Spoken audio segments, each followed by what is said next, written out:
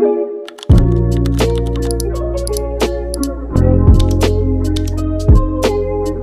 to chapter 2 of the Founder Diaries. My outfit is giving mob wife because we are getting serious today. I just want to outwardly come out and say that I'm not someone who lives with regrets. I'm not someone who operates on thinking about the past, but I do think as a business owner, you do need to sit and reflect and think about the things that you could have done differently, especially someone like me who likes to teach people what they could have done or what they should be doing. So I want to kind of make this entire chapter just about all of the things that I wish someone told me when I was first starting out. So this chapter is going to be all about taking the leap, putting yourself on camera even when you're uncomfortable, and protecting your business. Just to rewind for a quick second, I know I have a lot of OGs in this community who have been following me since TikTok, but I know I also have a lot of new people here. I just want to remind you guys that in 2023, all I did was focus on TikTok, and I was doing it behind everybody's back.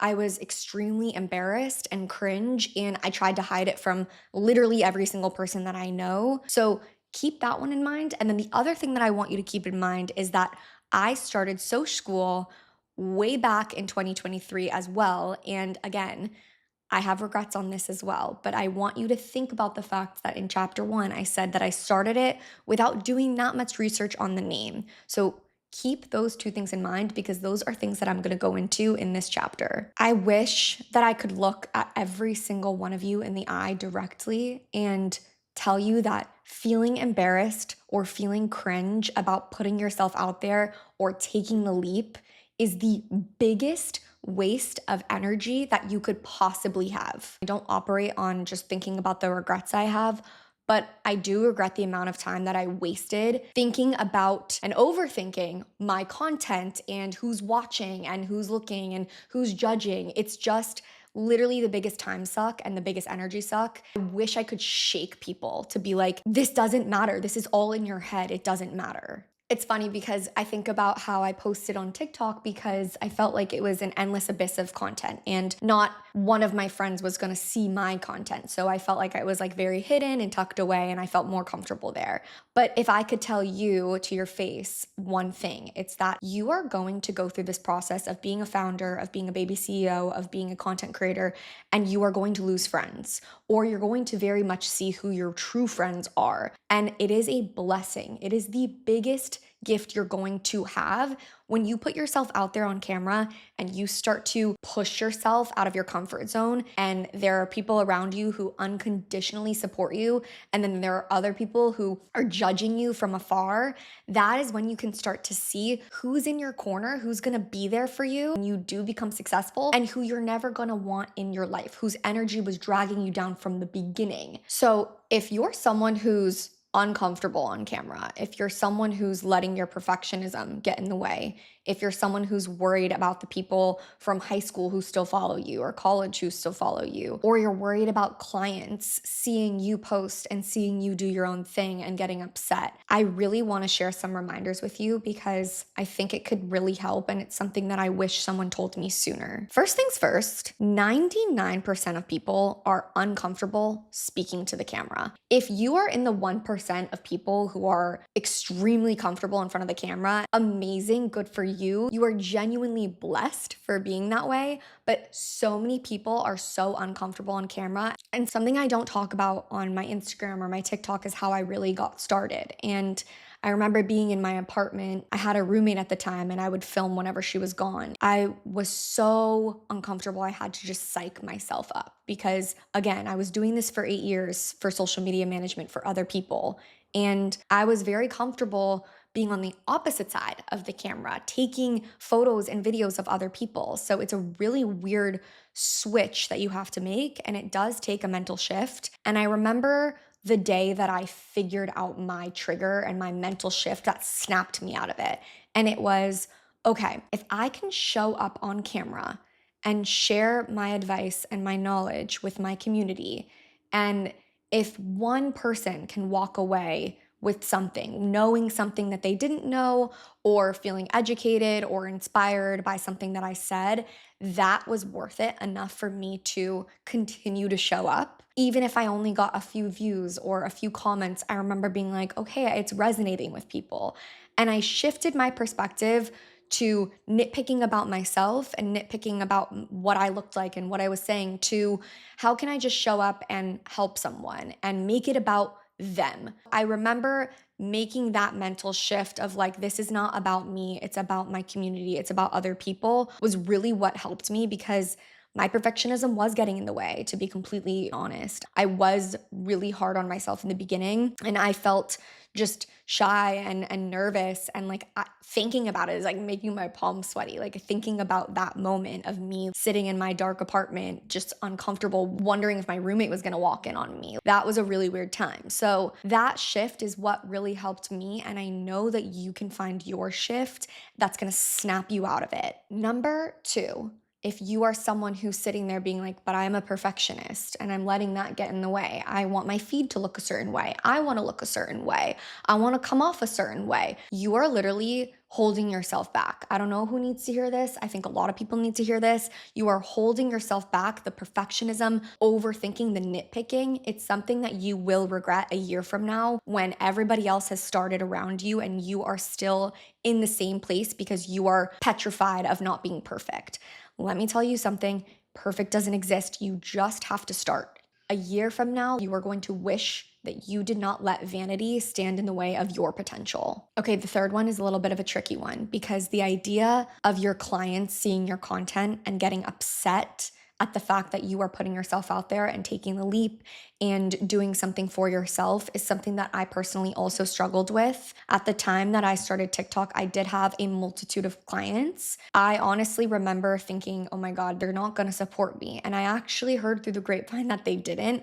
I had unfortunately heard that they were talking about me, saying, what is she doing? So I remember setting the boundary with myself that I wasn't going to let that get in the way. I was going to just mute them on every single social media platform because this wasn't about them. For the first time in my life, my content and what I was doing was not about my clients or my work. It was about me. And that's a really, really, really hard shift to make if you're someone who's not used to prioritizing yourself or your business or your dreams, and you're used to building other people's businesses or other people's dreams. It's a very uncomfortable feeling when you know that a client is looking at you and being like, that's weird. Why is she posting for herself and not for me? That is where it gets a little blurry. The lines get blurry. But I want to take a second to remind you that the reason that they don't want to support you is because it's in their best interest for you to stay exactly where you are right now. It is in their best interest for you to stay behind the scenes,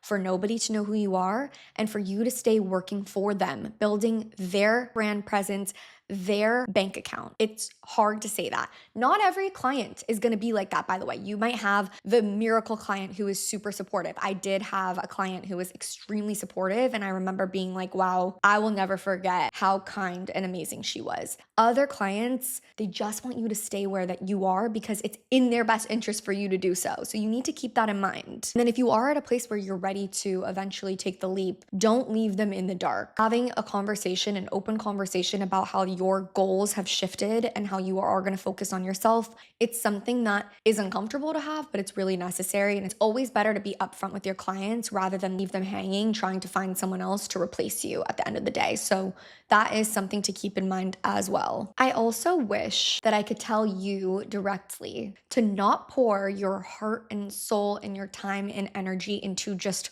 one social media platform.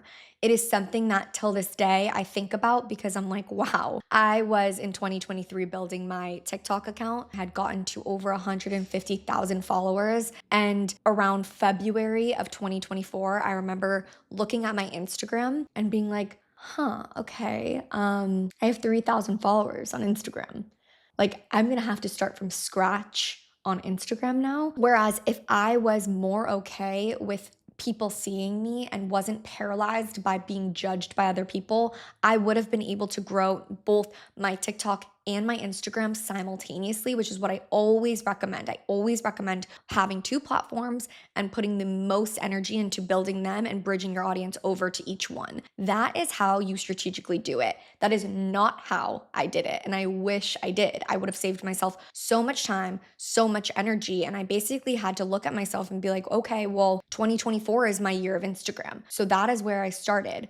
However, multi-platform presence is one of the most important things that you could do for your long-term business strategy. I don't care if you're a baby CEO, if you're a long-time founder, if you are just getting started, this is something that every single person needs to hear. So I kind of touched on this in chapter 1, but 2024 was the year that I started to take myself seriously and really treat myself like a client. So if you are a founder, a baby CEO, a creator, a social media manager looking to really take themselves seriously on Instagram, on TikTok, on YouTube, whatever platform, these are the exact steps that I would take and that I recommend every single person do. First things first, I don't recommend anybody start on social media or continue posting on social media without a plan or without a strategy. If you are someone who's already in the middle of posting, stop everything that you're doing and actually take the time to create a strategy. And if you're someone who's just getting started, this is the perfect and most optimal time to actually sit there and start. So what I mean by that, and I really go into detail in my content course, but I want to give you like a brief overview of what I really mean. You want to understand what your why is, who you're talking to. If you're a strong business owner and I ask you who your ideal audience is, I want you to be like, my ideal audience is 25 to 35 girls who are looking for guidance on how to be a mom, who are drinking espresso martinis but love a little mocktail at the same time. Like, detail. I want you to know who your audience is. So that is something that I go into detail on in my course. But moving on from that, in addition to that, you should know your brand values, who you are, what you stand for. What's your voice? How are you going to come across? Are you going to use a bunch of emojis? Are you going to be a little bit more practical and more professional? We want to know exactly what your voice online sounds like so that you can always refer back to that. And then you really want to know what your mission is. What are your goals? What are your long-term goals? You got to be striving for something. It's like one of the first things that I ask people is, what are your long-term goals? Do you want to sell affiliate links? Are you trying to sell a course, a product? Are you trying to get brand deals? These are things that you really want to pinpoint so that every single day on social media, you can be gunning for those things. We're not just posting to post. We're figuring out what can I do every single day to take baby steps to build my brand, to accomplish my goals, to partner with certain brands. These are things that you really, really want to hone in on completely. So that is step number 1. Okay, moving on to number 2, if you do go into posting on social media without any plan and without any strategy, I can tell you right now that you are setting yourself up for inconsistency and failure. If you're like, but Julia, I am starting from scratch. I am starting from 0 followers, 0 posts. I have no idea what to do. I want you to avoid an introductory post like the plague, and I want you to focus on storytelling. Storytelling is also something that I talk a lot about in my course. I don't really get to talk about it on Instagram or on TikTok because there is such an art to it, but I'm going to touch on it here because I think that this is the perfect platform to do so. I'm going to put it like this. When you're watching a show or when you're watching a movie, you don't ever see a character being like, hi, my name is Blair Waldorf. I come from the Upper East Side. I'm preppy and I'm fierce. No, we don't ever hear that. We don't ever hear an introductory post on exactly who they are because we have no reason to care. The only reason you ultimately care about a Blair Waldorf or a main character or a character in general is because the writers give you a reason to care. They are storytelling and you invest in the story. The same exact rule applies to you and your content. So if you are starting from scratch, if you're launching a brand, if you're launching a business, I want you to avoid an introductory post like the plague. And I want you to really think about how you can put a splash, how you can get people hooked immediately. Give them a reason to care. I want you to think outside of the box. Think about how you can truly stand out. So if you're in the position where you're just starting out, this is an exciting time. This is your experimental time. Leave the introductory posts behind. I promise you, you will thank me later. The third thing I want to say just about social media in general is that it is a long game. It's going to take time. It's going to take work and effort, but you are going to do it. The number one thing that saved me when I was first starting out was content batching. I would be nowhere without content batching. And if you know me, you know that every single Friday, I started using Fridays to content batch, plan, schedule, film, edit, all of my content. I would sit there, I would basically block my whole day off just for content purposes, because Fridays were usually a really slow day on social media. So I'd be able to get out of posting for my clients, and I was able to really focus on myself. That was really what got the ball rolling. And that's what implemented my routine till this day. And if you're like, Julia, what is content batching? I'm gonna pop up 3 schedules that you can use right off the bat. And if this is also something that you want me to go more in depth on, I could do an entire chapter on this. The very last thing that I wanna touch on here is that you need to pick 2 platforms. I'm sorry to be the one to say it. I know it's hard. You have to pick more than one platform to invest your time in. This is a hot take. I think every single person, every single founder, every single business owner, every single creator should be on Instagram. I think it is one of the easiest places to sell, to connect with your audience, to build a platform, and it is a lasting social media platform. I want to say the same thing about TikTok. However, the track record there is not as good as Instagram. So, as far as picking another platform in addition to Instagram, I would recommend TikTok, YouTube, Pinterest, Substack, or Threads. Those are the ones that I really recommend. Obviously, Snapchat is great too. I just don't know if I see as much longevity there, to be completely honest. I think something about this Founder Diaries is that I get to share the things that I wish I did.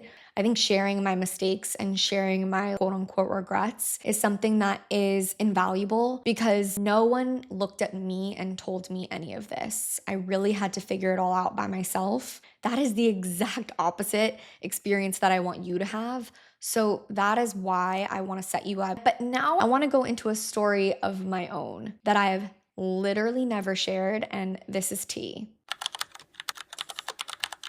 In chapter 1 of my Founder Diaries, I talked about Soch School. I did say one thing that you need to know about me is that I'm extremely research driven. However, even I mess up, and I made a huge mistake, and it needs to be said. The story's gotta come out now. So at the time of me setting up Soch School, I had my LLC set up, I had my business account set up, I literally had my planner with huge letters saying Soch the Planner. My website was everywhere. People from my course, all my members were sharing Soch School on their stories. It was all over my page. I created brand awareness around my course. And then on June 7th, 2024, I get the email that no founder wants to get. I got a cease and desist letter from a company called Soch. And I remember getting this letter and being like, no way. All of my planners had just sold out. I had just put in another order, already being manufactured. I was like, there's no way this is happening. I just want to share this process in case this happens to anybody else. I want to talk to you about the process very quickly. Basically, right away, I knew that I was not the right person to respond. I knew, even though they were very kind, I knew that it was not my specialty. So I immediately started asking around for lawyers. And that's when I found jaclyn, who I mentioned in the first chapter. I essentially had Jaclyn respond on behalf of me so that they knew I was serious. I really wanted them to know that I wasn't taking this lightly. However, I will never be able to thank them personally enough for not getting nasty with me. I do think that they deserve the credit where credit is due. I think that they handled it amazingly. I did the best I could as a business founder to get what I needed to get done. I started scrapping every single thing that said Soch, and this actually came at perfect timing. I really wanted to rebrand my company anyways, because at this time I was already starting to work on what is now Workhorse, which is my social media matchmaking app. Every single thing happens for a reason, because when it came to Workhorse, I got my together and I made sure that I was on top of it, and I worked with Jaclyn directly to make sure that I had gotten my trademark filed and that I had done everything correctly. But this is a reminder for every single founder out there that you can't cut corners in any regard, and that you need to do your research. And if you're not going to pay for a lawyer, that's totally understandable. I do recommend, if you have any questions, you can book your call directly with Jaclyn. She doesn't charge for the first 15 minutes, and that's incredible. That is something that in hindsight, I do have a deep regret.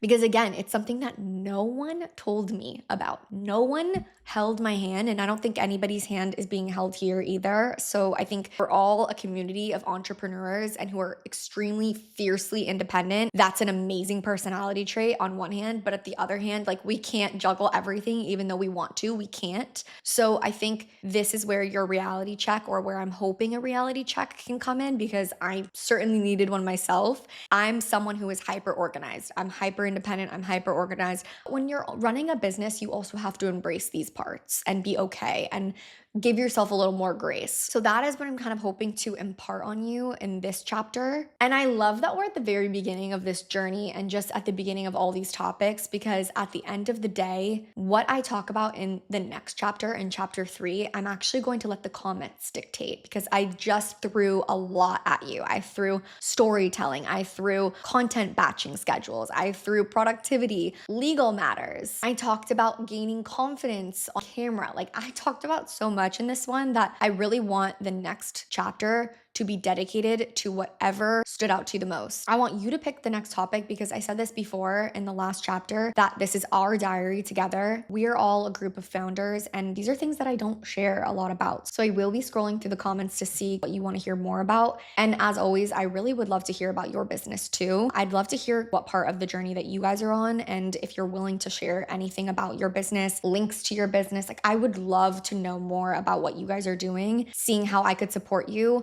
I love supporting people in this community. And I'm just excited to see what topic you guys pick for chapter 3. So I will see you guys same time next week.